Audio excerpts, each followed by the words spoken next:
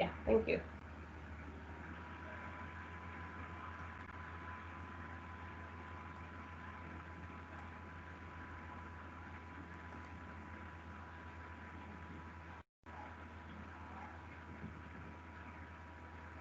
Is the PPT visible? Yes, ma'am. Yes, ma'am. Okay, fine. So this is the last slide which we are discussing in the last class. So the elasticity of demand, this comes under the elasticity of demand. Elasticity of demand is broadly divided into two, which is based on the types of elasticity, that is elastic and inelastic, based on the commodity, the feature of the commodity, characteristic of a commodity, and based on the factors which affects the demand. On this type we discussed four types of elasticities: price, income, cross, and advertisement elasticity of demand. On the first division, price elasticity of demand, we are having five kinds of elasticity of demand, which is relatively elastic, relatively inelastic,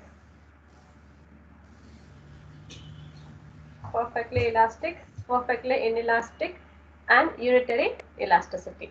So these are all the five kinds of elasticity which comes under the price elasticity of demand. And the next is the measurement of price elasticity.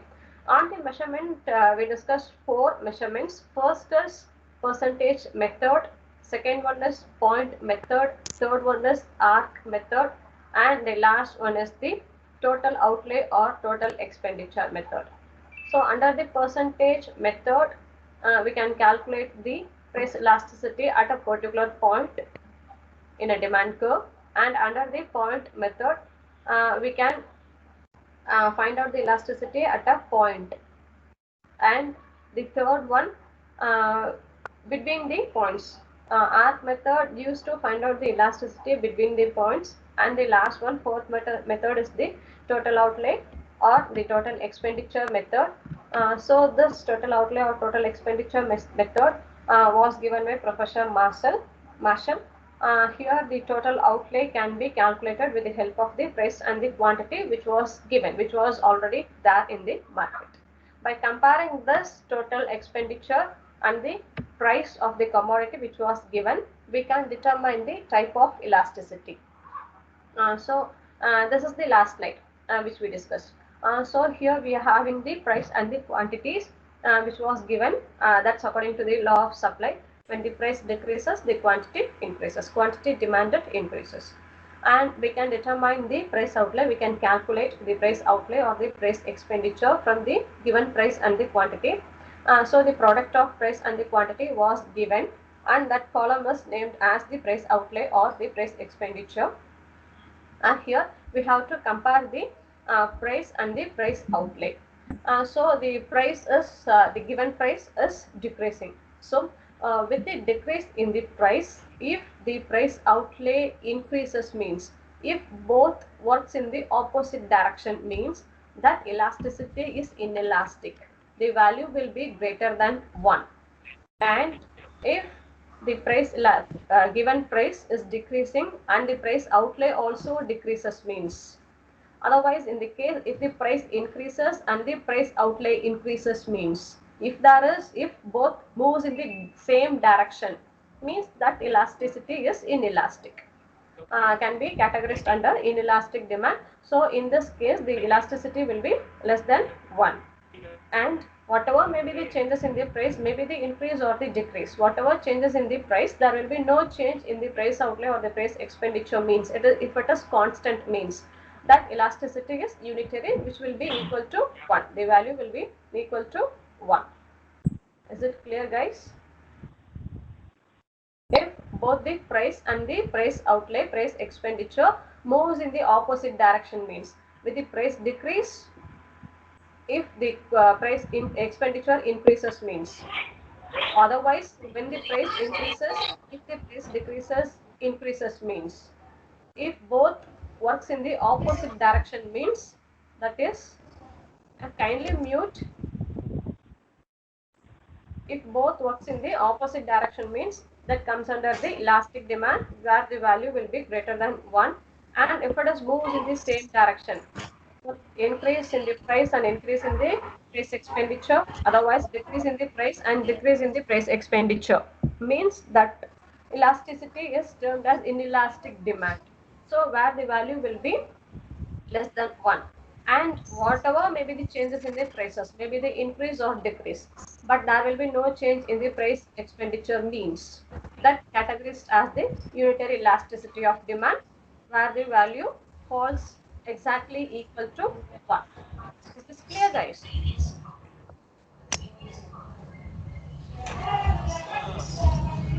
Kindly mute Hari Prasad, Harshavardhan. Okay, thank you. Is the table clear, guys? Yes, ma'am. Okay, ma'am. So the diagram. So this is the diagram which is based on the above table. Here we are having uh, three phases from A to B, B to C, and C to D. See the first phase from A to B. A to B says here we are making a comparison between the same thing, price and the total expenditure or the total outlay. See the first phase from A to B, the prices decreases from 6 to 4, price decreases with the increase in the quantity. Quantity increases from here in this diagram, it is from 6 to 12. So both moves in the opposite direction. Price decreases and the quantity increases. Both moves in the opposite direction. If it is, means that elasticity is comes under the elastic demand. So the value will be equal to that is greater than 1. That is A to B phase, the AB phase. And the second phase BC, whatever may be the changes in the prices, maybe the increase or the decrease, whatever may be the changes in the prices, the total expenditure won't change, means if it is constant, means if it is stable, means that is termed as the unitary elasticity. So that phase is BC, where the value of elasticity is exactly equal to 1. And the third phase from C to D, the price is decreasing from 3 to 1 in the diagram, and the quantity demanded also decreases from 12 to 6. If both price and the total expenditure moves in the same direction, both are increasing, means that falls under the inelastic demand category. So where the value was less than 1. Ma'am, can you give one more example for the case of inelastic? Because I All feel the like I've not understood it enough. Okay, all the necessary commodities, all the needy commodities comes under this inelastic demand category. Whatever may be the prices, the quantity won't change, or there will be lesser change in the quantity. For example, we already saw a picture, a woman who buys milk. So the products which has the inelastic demand, all those products falls under the category of needy commodities, essential commodities. Is it clear, ma? Yes, ma'am. Okay, so all the elastic demand, those products falls under the category of luxury commodities. That is the wanty commodities, and inelastic demand are the products which has a needy. And the BC, that is constant, it doesn't falls under the luxury commodities or the needy commodities. It's in between, like as the normal commodities. If the consumer wants to buy, means he want, otherwise he can refuse it. So those kind of commodities comes under the unitary elasticity. So it depends on the mindset of a consumer. If he if he think that product will satisfy his purpose, means he will buy today, but tomorrow he won't try the product, same product. So it depends upon the individual's mindset. So in general, the elastic demand, the products which have elastic demands are the luxury products, and the needy commodities, necessary essential commodities, falls under the category of inelastic demand. So elastic demand, inelastic demand. So inelastic demand falls under the necessary commodities. Whatever may be the changes in the prices, there won't be much change in the quantity. But elastic demand, if there is larger change in the price means automatically the quantity, the change in the quantity is minimum. Is it clear?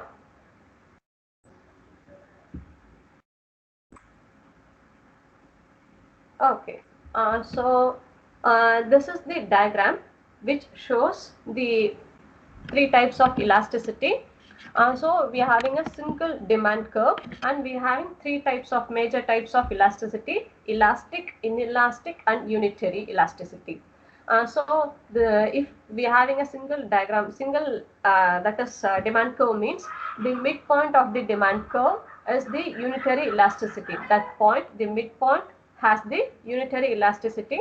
Here it is mentioned as PED is equal to 1. That is, price elasticity of demand is equal to 1. So that point indicates the unitary elasticity. And above the unitary elasticity, the upper part on the y-axis, which is mentioned as price. So the upper part of the demand curve, which is above the unitary elasticity, where the value is greater than 1, is termed as the elastic demand. So the points which starts from the y-axis till the midpoint, so those area were categorized as the elastic demand, where the value will be greater than 1 until the value, infinite value. If it is greater than 1 means falls under relatively elastic. If it is equal to infinity means it's perfectly elastic demand. So all the elastic demands, two types, perfectly and relatively, all these comes under the upper demand curve, and the lower demand curve categorized as the inelastic demand, which is below the unitary elasticity, where the value was less than 1. So here the value was mentioned, it is less than, that is, it is less than -1 and greater than 0. If it is equal to 0 means it is perfectly inelastic demand on the x-axis. PED is equal to 0. The value of price elasticity is equal to 0. In that case, it is perfectly inelastic, and on the y-axis, PED is equal to infinite. In that case, it is perfectly elastic. So in between this elastic, that is on the y-axis, in the distance between this infinite and 1. So the gap between these is termed as elastic, where the value will be greater than 1 and less than infinite. And here the below area under that unitary elasticity is categorized as inelastic demand, where the value is less than 1 but greater than 0. If it is equal to 0 means then the value is, that is, the elasticity is perfectly inelastic. Is this clear?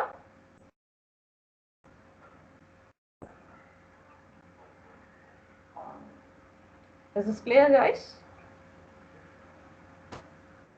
Yes, ma'am. Okay. Yes, ma'am. Okay, ma'am. So the next concept is supply. So demand is from the consumer side means then the supply is from the producer side. So the same thing, if a producer or all the producers are willing and able to offer the commodity at a given price means that action together called as the supply. So the supply says the relationship between the price of a commodity and the quantities supplied to the market. From the producer side, this supply action is viewed from the producer side. So this supply is if a producer at a given price, everything is at a given price, another thing being constant. And if a producer accepts the given price and if he is willing to offer the product at a given price means, so that action is called as the supply. And here also we are having the law of supply. So law of supply says the relationship between the price and the quantity supplied. Here all other factors are ignored. So only two factors are here. One is the quantity supplied, the other one is the price of the product which is supplied to the market. So here we are having only two factors, quantity supply and the price. So both moves in the same direction. That is, if there is increase in the supply, the producer wants to offer more and more commodity to the consumers. So when there is increase in the supply, the quantity supplied also increases. When there is decrease in the supply, that is price declines means the quantity supplied also decreases in unit wise. So there is direct relationship between the price and the quantity supplied. And when we are having a positive relationship between these two, it creates a upward sloping. In the law of demand, there is a inverse relationship between the price and the quantity demanded. So that creates a downwards curve. And here we are having a positive relationship between the quantity supplied and the price. So this makes the curve upward, slopes upward. So the law of supply states between the relationship between the quantity supplied and the price. Law of demand says about the relationship between the quantity demanded and the price. Quantity demanded and the price both are inversely related, so the demand curve is negatively sloped, that is slope downwards. And here on the supply side, law of supply, the price and the quantity supplied are directly related, both has a positive relationship. So the supply curve is it's a upward sloping curve. Here also we are having the supply schedule. Supply schedule is nothing but a list which says about the prices and the quantities supplied. If these details is for an individual means, that is called as the individual's supply schedule. If it is for the whole market means, for a consumers as a group means, that is called as market supply schedule. Is it clear? Likewise, we are having the demand schedule, individual demand schedule and the market demand schedule. Likewise, we also discuss the same point under the types of demand, individuals market demand and the individuals demand schedule as well as the market demand schedule. Likewise, on the supply side also, we are having individuals supply side, that is for a single producer, and also the market supply schedule which considers all the producers. So the supply schedule is for individual as well as for the whole producers for the supply side.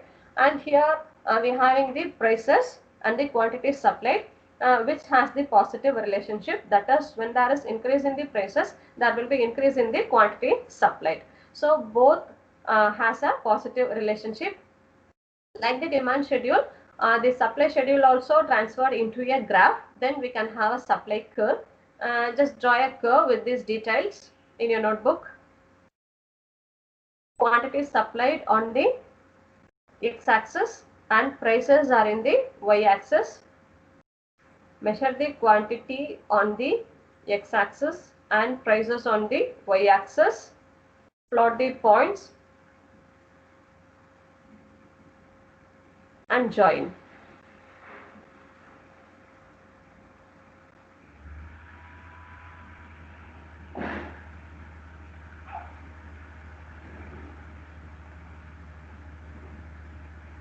Quantity supplied on the x-axis and price should be measured on the y-axis. Always the price is in the y-axis and the quantity demanded or the quantity supplied both should be in the x-axis. Plot the points and join those points and you will get a line which slope upwards. That line is called as the supply line or supply curve. Is it clear, guys? Can you move to the next one? Shall we? Yes, ma'am. Yes, ma'am. Yes, ma'am. Okay. Next slide says about the determinants of the supply curve. So the factors which affects the supply. So we are in the real world we are having so many factors which affects the supply, the quantity supplied to the market, and here we are having a important reasons, technology. So how the technology affects the quantity supplied? How the technology affects the quantity supplied? How this factor technology makes the changes in the quantity supplied, maybe the increase or the decrease. How this technology plays in the quantity of commodities supplied. If a producer adopt a advanced technology means what will happen to the quantity supplied? Or what will happen in the output? It will increase. Production would be increased. Normally the output will increase. So if there is more output means, so there will be more quantity supplied to the market. And prices of relevant resources. Here it is the raw materials which is used for producing output. So how the prices of raw materials affects the supply of a particular commodity, a commodity. That is, if the raw materials, maybe the labor, if the labor charge is increased means automatically the price of the product will increase. So when there is increase in the price means automatically the quantity supplied increases.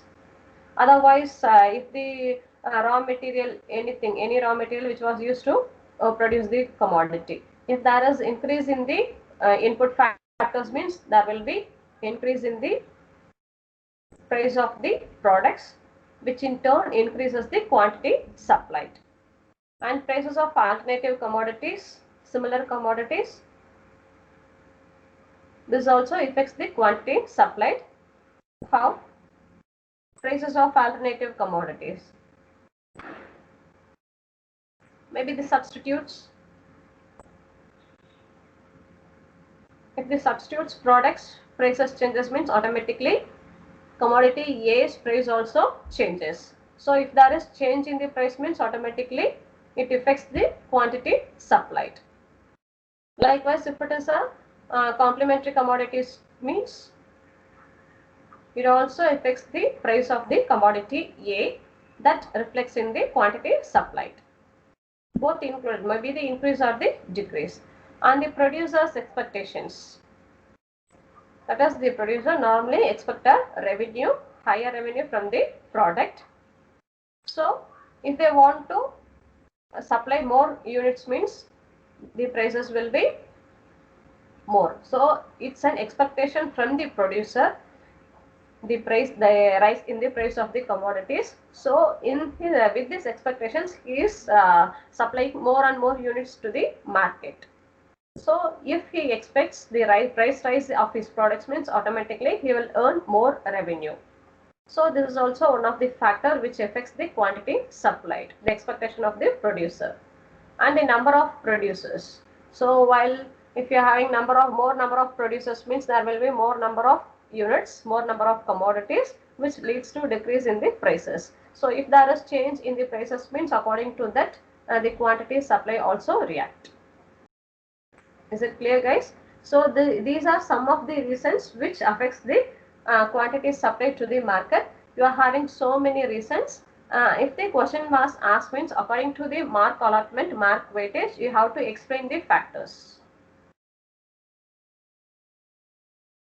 Like as the elasticity of demand, we are having the elasticity of supply. So the quantity supplied divided by the price. So the percentage change in the quantity supplied divided by the percentage change in the price of the same commodity. Otherwise, the proportional change can be taken. So QS divided by P is equal to the elasticity supply. Here also we are having the same formula as demand, delta Q divided by delta P into P by Q. Here we are mentioning QS to mention the quantity supplied. So delta QS divided by delta P into P divided by QS. So when there is change in the quantity, that can be measured under delta Q, the difference between the old and the new quantity supplied. Delta P refers to the new and the old price, and P and QS refers to the old price and the old quantity supplied. This is as the same thing as elasticity of demand. So delta QS divided by delta P into P by QS. So delta Q and delta P refers to the changes in the quantity supplied and changes in the price. So when we are speaking about the changes means automatically two prices and two quantity supplied were there. So difference between the quantities is equal to delta QS. Differences in the price is mentioned here as delta P. And P and QS refers to the old price and the old quantity supplied. So here we are having the same details as in the elasticity of demand. Only the QS differs. On the elasticity of demand, it's QD, and here it's QS. Here also, this slide shows the kinds of price elasticity of supply. There is no change between the elasticity of supply and the price elasticity of supply, because in both the case, quantity supplied is affected by the price. So the elasticity of supply and the price elasticity of supply both are similar. PES refers to the price elasticity of supply. Here also we are having 5 kinds of elasticity of supply, like the price elasticity of demand, like PED. Here also in PES we are having 5 kinds of elasticity of supply. That is the first one, which is a vertical curve, vertical line, which says perfectly inelastic supply. Perfectly inelastic supply means the quantity supplied is constant. Whatever may be the changes in the price, the quantity supplied won't change. For necessary commodities, needy commodities. So the extreme opposite is the perfectly elastic supply. It's in the on your right, it's a second last diagram. Perfectly elastic supply, where the value is infinite, like the elasticity of demand. Like all the diagrams are similar to price elasticity of demand. PES here it refers to the supply, and there it refers to the demand. That's the difference. And here PES in perfectly elastic, it's the curve is horizontal. So whatever may be the changes in the quantity, the prices won't change. Likewise, we are having the unitary elasticity, that is on your left corner. We are having the unitary elasticity of supply, that is where the changes in the prices will be equal to the changes in the quantity demanded, and the elasticity value is equal to 1. PES is equal to 1. Here in this unitary elasticity, the changes in the prices and the quantity supplied are equal. And the diagram which is in between the perfectly inelastic and unitary, it's relatively inelastic, where the curve is steeper. In the relatively inelastic demand, the demand curve falls downwards, that is slope downwards, which is a steeper one. Here also a steeper curve, but slope upwards. That's the difference. And here in the top right corner, we are having the relatively elastic price elasticity. Here the curve is a flatter one. So this price elasticity of supply has the diagrams, has the kinds, which is similar as the price elasticity of demand, which we already discussed. Is it clear, guys?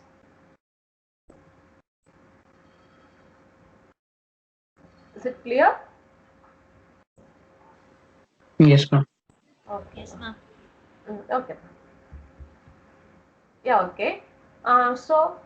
This is the elasticity of demand. So the first formula under the formula method, the first formula is the formula which we already discussed. Delta Q by delta P whole, that is delta Q divided by delta Q divided by the whole divided by delta P by P. So delta Q is given as Q2 minus Q1, and delta P is given as P2 minus P1. The difference between the new and the old quantity, and the difference between the new and the old price. This is the formula method which we discussed. And the second one is the midpoint method. So this is the other equation, but we can get the similar answer. Price elasticity of demand is equal to delta Q, Q2 minus Q1, the whole divided by the average of the quantity, Q2 plus Q1 by 2, the average of the quantities. So if the average is taken, means that comes under the midpoint method. And on the old one, just we are taking the old price and the old quantity, but in the midpoint method we are taking the averages. But both the if we are using both the formulas for the same numericals, means we will get the same answer. You can either use the formula method, otherwise the midpoint method, for calculating the price elasticity. Is it clear, guys? Into 100 refers to the percentage value. So price elasticity, just we discussed only the formula method, but we can use the other method which is also called as midpoint method. For calculating the price elasticity of demand, we can use either formula method or the midpoint method for a same numericals, but both the methods, both the calculation is similar and both will give the same answer. For the elasticity of supply, this is the midpoint method. Q2 minus Q1 divided by Q2 plus Q1 by 2. So the averages of the quantities supplied were taken, and for the prices too. So for both the price elasticity of demand and price elasticity of supply, we are having formula method as well as the midpoint method. We can either use formula method or midpoint method. If in the question, if it is mentioned you have to use the midpoint method to calculate the price elasticity, means you have to use the midpoint method formula. If it is not mentioned, means you can use any formula. But both give the same answer.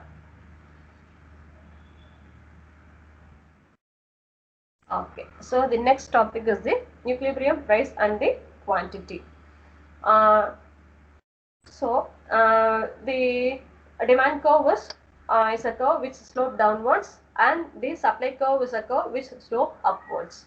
So wherever that both the curve equals, means at a particular point both will cross each other. So that point is called as the equilibrium point. At that particular point, quantity supplied will be equal to the quantity demanded, and the diagram will be like this. Is the diagram visible, guys?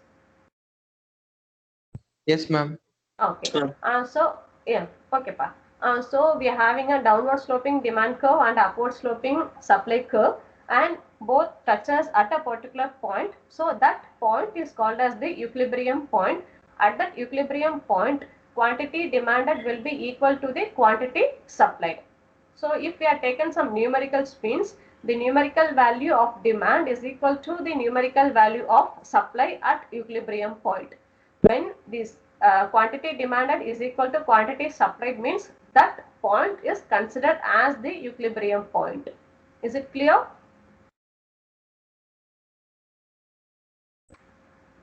Okay. As I told earlier, both the quantity supplied and the quantity demanded have to be in x-axis, and prices have to be in y-axis. And if the quantity demanded and the supplied are equal to each other, means that point is considered as the equilibrium point. So the point, the vertical dotted line, which shows the equilibrium quantity, and the horizontal dotted line shows the equilibrium price. So the equilibrium point gives the equilibrium quantity on the x-axis and gives the equilibrium price, which is measured on the y-axis. So the equilibrium point is the point nothing but where the quantity supplied is equal to quantity demanded. So when the values are equal, that point, quantity demanded, demand and supply values are equal, means that is termed as the equilibrium point, and this equilibrium point gives the maximum satisfaction to the consumer and gives the maximum revenue to the producer, because we are measuring quantity supplied as well as demand. So demand is for consumer and it gives the maximum satisfaction, and quantity supplied is for producer, which gives the maximum revenue. So that equilibrium point gives the equilibrium quantity for producer as well as the consumer, and the equilibrium price too. Is this clear, guys? Come on with any answer. Just say yes or Yes, no. ma'am. Yes, yes, Okay. yes. Yes, ma'am. Yes, ma'am. Okay. If your response means, I'll move to the next one. Yeah. Okay. So these are in the case when we are having a single demand curve and single supply curve, where there is no change in the demand or supply. That is, here only the changes in the demand and supply were taken by the factor of price. That is only affected by the price factor, and other factors are constant. So we are having a single demand curve and single supply curve. And here comes the next concept, the changes in the demand curve. Here the curve is sloping downwards, so it's a demand curve. So we are having the expansion and contraction of demand curve.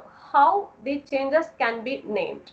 So here in this diagram, the changes in the demand is due to the price of the commodity. On the y-axis, prices are measured. So the diagram A, which says the prices are, the original price is PO and original quantity is QO. The equilibrium point is A, that is both the consumer buys the commodity OQ and the prices of that OQ commodities are PQ. So if the demand curve slope down, that the points moves from point A to B means the prices decreases. That is, when the price decreases, the quantity increases. This is according to a law of demand. So when the prices decreases to P1 and the quantities increases to Q1 means there will be change in the point, that is from point A to B, the demand changes, the quantity demanded changes. So if the movement is due to, that is the changes in the demand curve is due to the price alone means that change takes place in the same demand curve, and that is called as the expansion of demand, which makes a quantity changes to the right. Is it clear? Yes, ma'am. Yes. Okay. Okay. Like as the contraction, if the quantity demanded changes due to the prices, and if that change reduces the quantity means because the increase in the price reduces the amount quantity means that is called as contraction. So due to the changes in the prices, if the products increases means quantity demanded increases means that is termed as expansion, and due to the change in the price, if the quantity demanded shrink means that is called as contraction in demand. Both takes place in the same demand curve, that is affected by the price factor. So this is the movement within the same demand curve, that is termed as the expansion and contraction, and this is due to price. This is for demand curve, and this is for supply curve, the same extension and contraction. So this is due to price. If there is increase in the price, the quantity supplied increases, and if there is decrease in the price, the quantity supplied decreases. So if the supply increases means quantity supplied increases means that is termed as extension in supply, and the other case it is called as contraction in supply. Both are similar. Is it clear, guys? Extension and expansion is same thing. Both moves. Yeah. Both these changes takes in the same demand curve or the supply curve, and this is due to the price of the commodity alone. So this is called as the extension or expansion and the contraction in the demand curve or in the supply curve. One more change is called as named as increase and decrease in the demand curve and the supply curve. This is due to other factors than price. If there is changes in the demand and supply due to the price alone means that is called as the extension and the contraction, otherwise expansion and contraction. If the quantity demanded or supplied changed due to the other factors than price means that is called as the increase and decrease in the demand curve and the increase and decrease in the supply curve.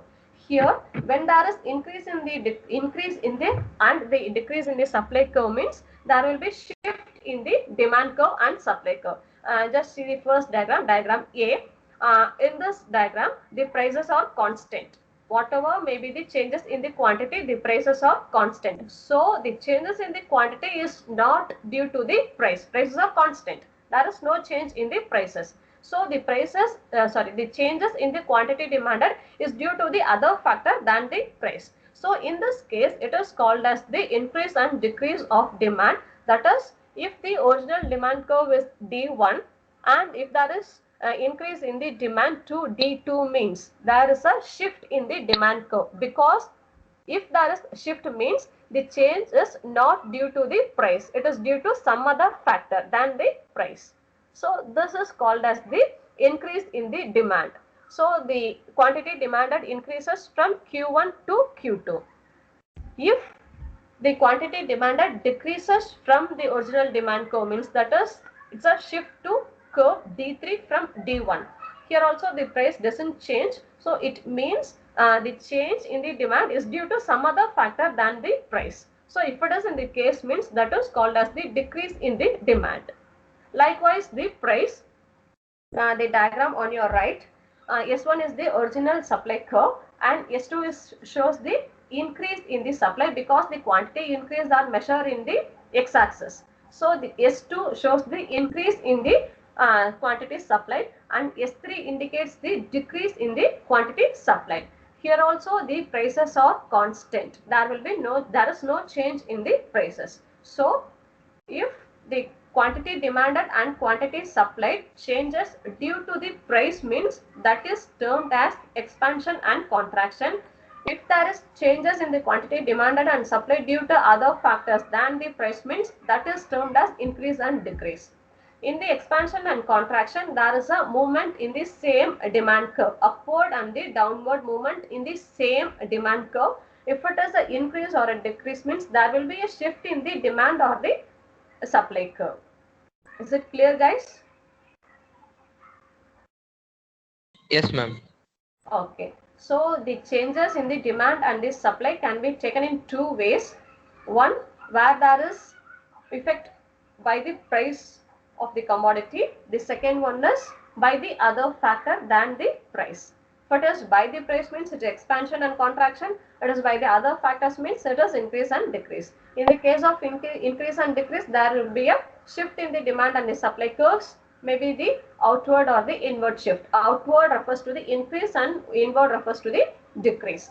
Likewise, in the that is due to the price, means we are having a movement in the same demand and the supply curve.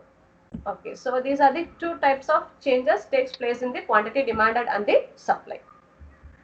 And here this diagram shows when there is a shift in the supply and the demand curves.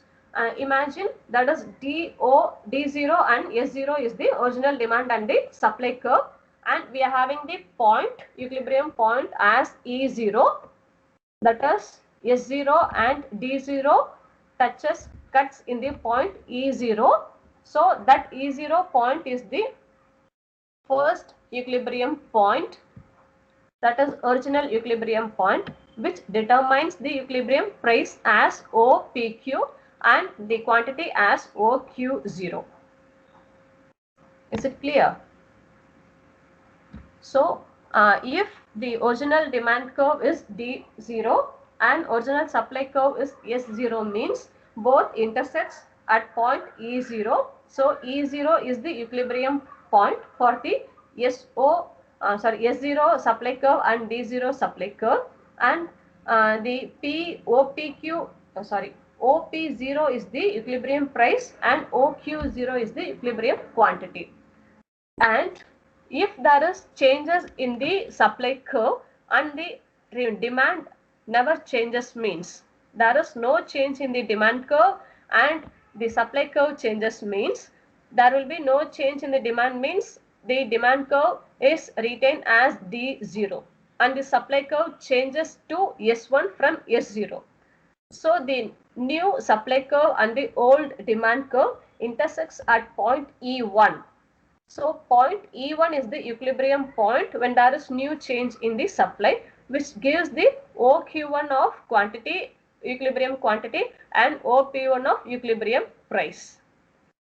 And if there is no change in the supply, that is from S0, no change in the supply, and the demand changes from D0 to D1, means that is demand curve is D1 and supply curve is S0.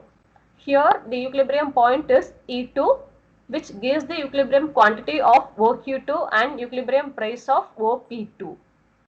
And if both the curves changes, means that is demand curve changes from D0 to D1 and supply curve changes from S0 to S1, means the demand and the supply curve. New demand and new supply curves are S1 and D1. Both intersects at point E3. So E3 is the new equilibrium point which gives OQ3 of quantity demanded. So that is considered as the new equilibrium quantity, and OP3, the horizontal distance. OP3 is considered as the new equilibrium price. Is it clear, guys?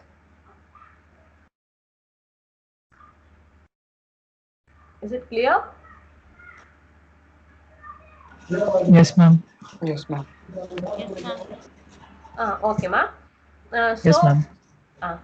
Okay. If we are having a single demand curve and a single supply curve, means we will have a single equilibrium point.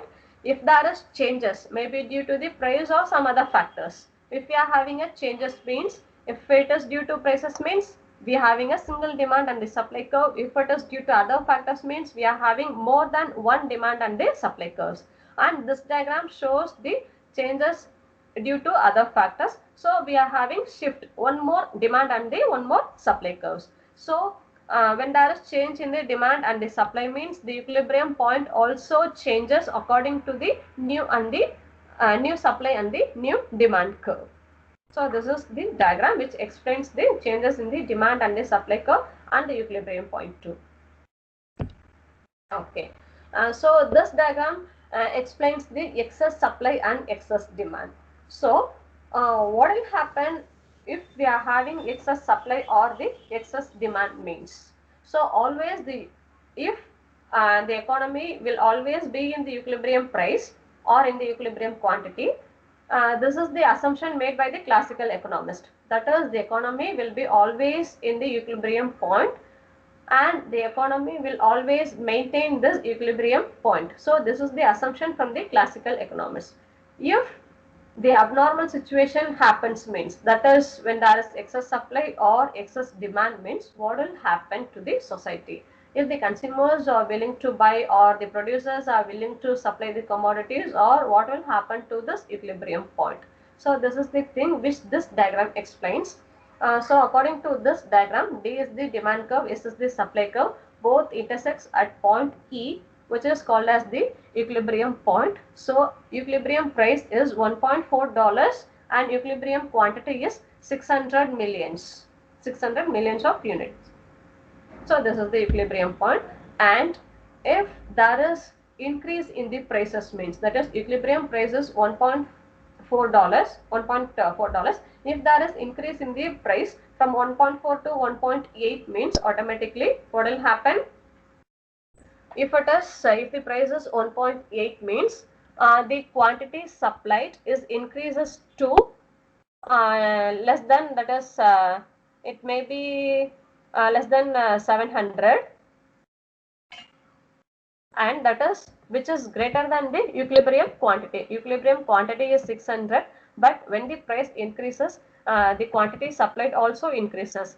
This is according to the law of supply. When there is increase in the price, there will be increase in the quantity supplied. So when the price increases to $1.8, the quantity supplied also increases above the equilibrium point. So in this situation, what will happen to the demand? When there is more quantity supplied, that is above the equilibrium quantity, means the prices will start to decline, because at this price, that is at 1.8, the equilibrium, that is the quantity demanded is 500 units, but the the quantity supplied is some 6.8 millions. 6.8 millions means that quantity supplied is more than the quantities demanded. Quantity demanded is only 500, but the quantity supplied is more than this. So when there is excess products, quantity supplied are more than the quantity demanded. So the prices will start to decline. So these prices starts to decline from 1.802, and it reaches the point equilibrium price 1.4. Because of excess supply, people refuse to buy. It is more than the equilibrium demand, that is demand 500, and so the equilibrium price maintain at the same point as 1.4 because of the excess supply.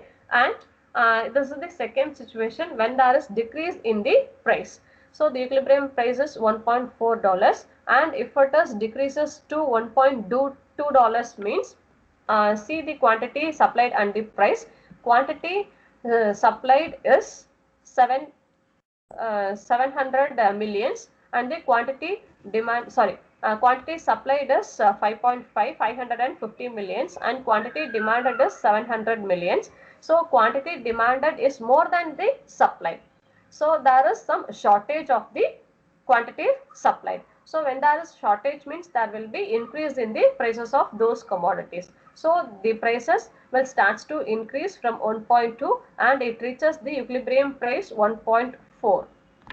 So when there is increase in the price, that is above the equilibrium price, and also there is decrease in the price below the equilibrium price means there will be excess supply, or in the other case there will be excess demand or the shortage, and the economy will always maintain in the equilibrium point by adjusting these demand and the supply. So the equilibrium point always maintained by the demand and the supply itself. So this is the case from the classical view, classical economist. Excuse me, ma'am. Yeah. Sorry to interrupt, ma'am, but you told to remind about the attendance list like 5 minutes before, and it's almost time, ma'am. Oh, okay. Sorry, I didn't. Okay. Just a minute. Just a minute. What's the time now? Okay. Sorry.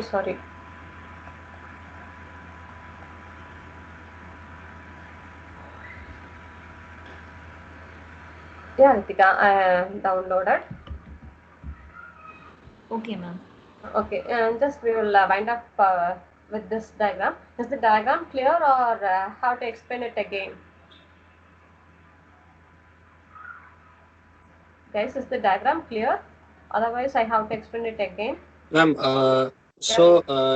it will be always in Yeah. equilibrium price only. Yeah, this is the assumption from the classical economists. So when there is above the equilibrium price or below the equilibrium price means there will be a self adjustments between these demand and the supply forces, and there will be decrease or increase in the prices, and the economy will be always maintained in the equilibrium point. Okay. So this is the case from the classical economist, classical school. Is this clear, guys? Yes, ma'am. Yes, ma'am. Okay, ma. Okay, shall we wind up? Yes, ma'am. Yes, ma'am. Yes. Yes, ma'am. Ma'am? Yeah, yes. Excuse me. Ma'am, I have a doubt. Like, Yeah. in factors that influence the supply, one of the factors is prices of the relevant sources. Yes. Ma'am, if the prices of the raw materials is increased, then the quantity will decrease, no? If there will be more investment means automatically the quantity won't change. The quantity supplied or quantity produced won't change. Okay, ma'am. That's why we ignore all other factors. Okay, ma'am. Thank you, ma'am. Yeah, okay, Uma. Ma'am, Yeah, okay. equilibrium price will always remain constant. It's not constant. It depends on the quantity change, quantity supplied and the demand. If there is change in the quantity supplied and demand means there will be change in the equilibrium point too. But the economy will be sustained in that particular point. Okay, ma'am. Yeah, okay. Any other doubts? Yeah, okay. Thank you, guys. You can leave. Thank you. Thank you, ma'am. Okay, pa. Thank you, ma'am. Okay, ma. Yeah, ma'am. Okay, pa.